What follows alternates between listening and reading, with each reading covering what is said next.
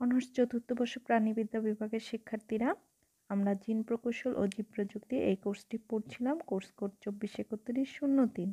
আমরা আজকে নতুন আরেকটি চ্যাপ্টার দেখব।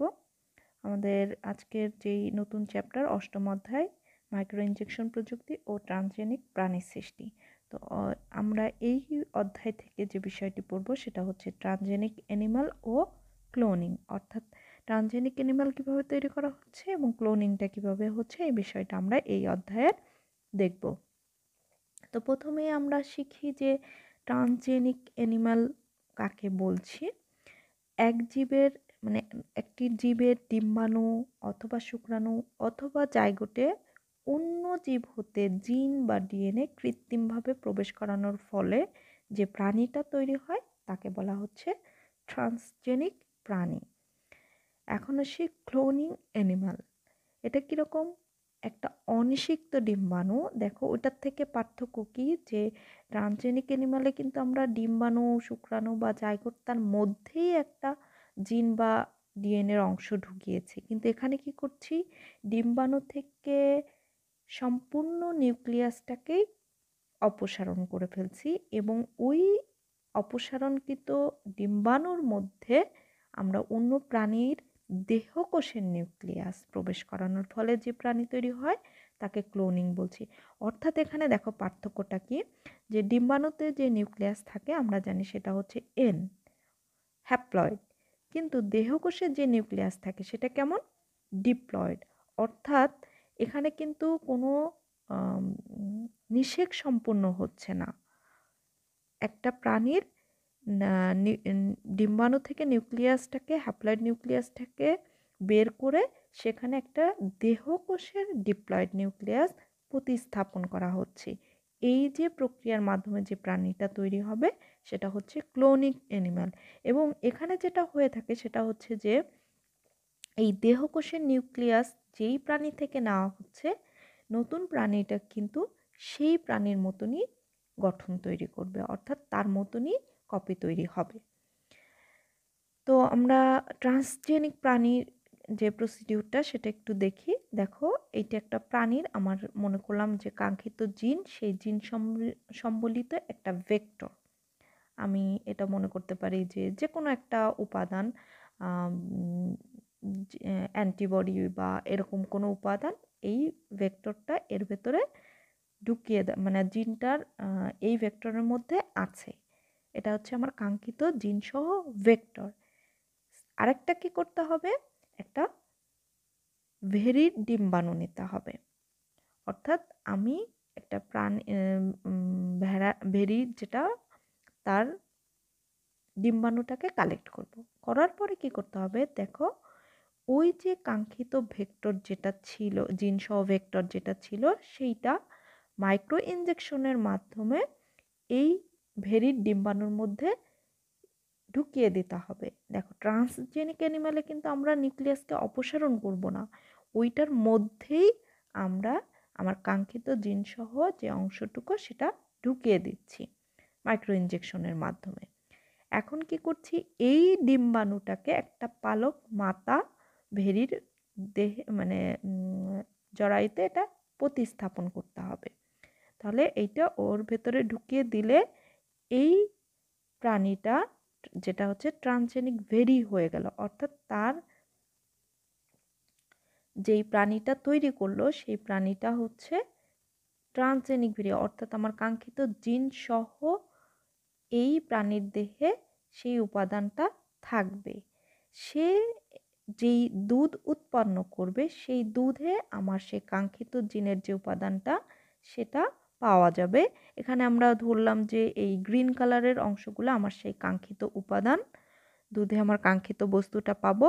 এটাকে যদি আমরা পরিশোধন করি তাহলে দেখব যে উৎপাদিত বস্তু আলফা 1 অ্যান্টিট্রিপসিন, আমরা যেটা চাচ্ছিলাম এরকম একটি উপাদান এই দুধে পাওয়া যাচ্ছে। অর্থাৎ এখান থেকে কিন্তু আমার প্রাণীটার কপি তৈরি করার বিষয় না, আমি যেই উপাদানটা চাচ্ছি সেটা কোনো প্রাণীর দেহের মাধ্যমে পাওয়া যাচ্ছে কিনা সেই বিষয়টাই হচ্ছে এখানে মূল বিষয়। তোমরা নিশ্চয়ই হচ্ছে জোনাকি পোকার নাম শুনেছ। সবাই চিনো আশা করি। তো জোনাকি পোকার যেই আলো জ্বলে যেই জিনটা, সেই জিনটা একটা গাছের ভেতরে যদি ঢুকিয়ে দেওয়া যায়, তাহলে সেই গাছটাও কি করবে, ওই জোনাকি পোকার মতন আলোকিত হতে পারবে। অর্থাৎ দেখো যে একটা প্রাণীর একটা জিন অন্য একটা জীব বা উদ্ভিদের মধ্যে ঢুকে সেই বৈশিষ্ট্যটার প্রকাশ ঘটালো, তাহলে ওই গাছটা হবে হচ্ছে ট্রান্সজেনিক উদ্ভিদ বা প্রাণী বা আমরা যাই বলি না কেন এরকম উপাদান। আর আমরা এখন দেখব হচ্ছে কিভাবে ক্লোনিং প্রাণী তৈরি করা হচ্ছে, অর্থাৎ একটা কিভাবে হুবহু একটা প্রাণীর কপি তৈরি করা যায়। আমরা নর্মাল প্রসিডিউরে যদি একটা প্রাণী তৈরি হয়, যেটা হচ্ছে স্বাভাবিকভাবে বাচ্চা উৎপাদন প্রক্রিয়ায়, তাহলে হুবহু কপি তৈরি হয় না। সেক্ষেত্রে কি হয়, বাবার কিছু বৈশিষ্ট্য আছে, মায়ের কিছু বৈশিষ্ট্য এসে দুজনের কম্বাইন্ড বৈশিষ্ট্যে প্রাণীটা ভেতরে প্রকাশিত হয়। কিন্তু আমরা যখন ক্লোনিং করব, তখন যেই প্রাণীর থেকে আমরা নিউক্লিয়াসটা পাবো, সেই প্রাণীর হুবহু গঠন বা বৈশিষ্ট্য আমার নতুন প্রাণীর ভিতরে দেখা যাবে। তো এইখানে আমরা দুই ধরনের দুটো ভেরিকে দেখতে পাচ্ছি। নিশ্চয়ই তোমরা পার্থক্য বুঝতে পারছো যে নিচের যেটা সেটার মুখে এবং পায়ের দিকে কালো কিছু অংশ দেখা যাচ্ছে। তো আমার এখানে ক্লোন বা দাতা বা মাতা, অর্থাৎ যাকে আমি ক্লোন করতে চাই, অথবা যে মাতা থেকে আমি নিউক্লিয়াসটা পাবো সেই মাতা। আর নিচে যেটা হচ্ছে এই যে তার এখান থেকে স্তন কোষ থেকে আমরা একটা কোষ নিলাম, অবশ্যই যেহেতু স্তন দেহকোষ তাহলে এটা টোয়াইসেন হবে। আর এটা হচ্ছে পালক মাতা। ওই কোষটা আমরা কি করব, এই ভেড়াটা দেখো আলাদা দেখতে এরকম একটি ভেড়ার দেহে ওই কোষটা স্থাপন করব। এখন দেখো আমি যেহেতু পালক মাতার দেহে এই কোষটা স্থানান্তর করব, হওয়া উচিত কেমন, এই পালক মাতা যেরকম দেখতে বাচ্চাটা তেমন হওয়া উচিত, কিন্তু এক্ষেত্রে কি হবে, তা হবে না। ওই উপরের ভেড়াটা যেরকম দেখতে, আমার যেই পালক মাতা থেকে যেই ভেড়াটা পাওয়া যাবে সে দেখতে হবে উপরের ভেড়াটার মতন। তো আসি, এর থেকে কি নিতে হবে, একটা অনিষিক্ত ডিম্বাণু নিতে হবে, অর্থাৎ নিষেক সম্পূর্ণ হয়নি এরকম। এরপরে কি করতে হবে, মাইক্রো ইনজেকশনের মাধ্যমে এই ডিম্বাণুর নিউক্লিয়াসটাকে অপসারণ করতে হবে। আর একই সাথে কি করতে হবে, এই অনিষিক নিউক্লিয়াস অপসারণের পরে যেই কোষটা থাকবে, তার সাথে আমার যে স্তন কোষটা যেটা পেলাম, দুটোকে শক দিলে, ইলেকট্রিক শক দিলে এই স্তন কোষের যে নিউক্লিয়াস সেটা হচ্ছে নিউক্লিয়াস অপসারণের পর ডিম্বাণুর যে অংশ তার ভেতরে ঢুকে যাবে। গেলে আমরা এরকম একটা অংশ পাবো।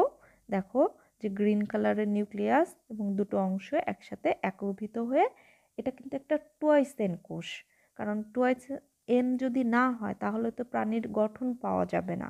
সে তো হ্যাপ্লয়েড অবস্থায় থাকলে তো তার ক্রোমোজোমের সঠিক যে উপাদান সেটা পাওয়া যাবে না। এর জন্য অবশ্যই কি হতে হবে, টোয়াইসেন হবে, যেটা আমাদের নিষেকের পরে জাইগোটে হতো। তো এই অবস্থাটাকে আমরা জাইগোট হিসাবে কল্পনা করে এখানে কি হবে, যে আমরা আগের আগের অধ্যায়ে আমরা জেনেছি যে মরুলা ব্লাস্টুলা এই দশাগুলো হয়। তো এক্ষেত্রে যখন ভ্রূণের ব্লাস্টোসিস্ট দশা আসবে, তখন সেই দশাটা পালক মাতার জরায়ুতে যদি প্রতিস্থাপন করা হয়, তাহলে সে যে ভেড়াটার জন্ম দিবে সেটা হুবহু ক্লোন বা দাতামাতার মতন দেখা যাবে। এবং প্রথম এভাবে যেই ভেড়াটা সৃষ্টি হয়েছে তার নাম ছিল ডলি, এবং এটা হচ্ছে প্রথম ক্লোনিং প্রাণী হিসাবে খুবই পরিচিত। অনেক সময় তোমাদের প্রশ্ন আসে ডলি সৃষ্টির প্রক্রিয়াটি বর্ণনা করো, বা ক্লোনিং প্রাণী কীভাবে তৈরি করা যায় সেই প্রসিডিউরটি বর্ণনা করো। সেক্ষেত্রে তোমরা এই প্রসিডিউরটি বললেই হয়ে যাবে তোমাদের। এখন আসি, এটাও খুব কমন এবং ইম্পর্টেন্ট একটা কোশ্চেন, যে ট্রান্সজেনিক প্রাণী এবং ক্লোনিং প্রাণীর মধ্যে পার্থক্যটা কী।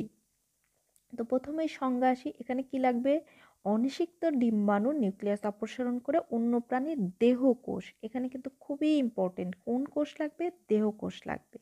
দেহকোষের নিউক্লিয়াস প্রবেশ করানো হয়।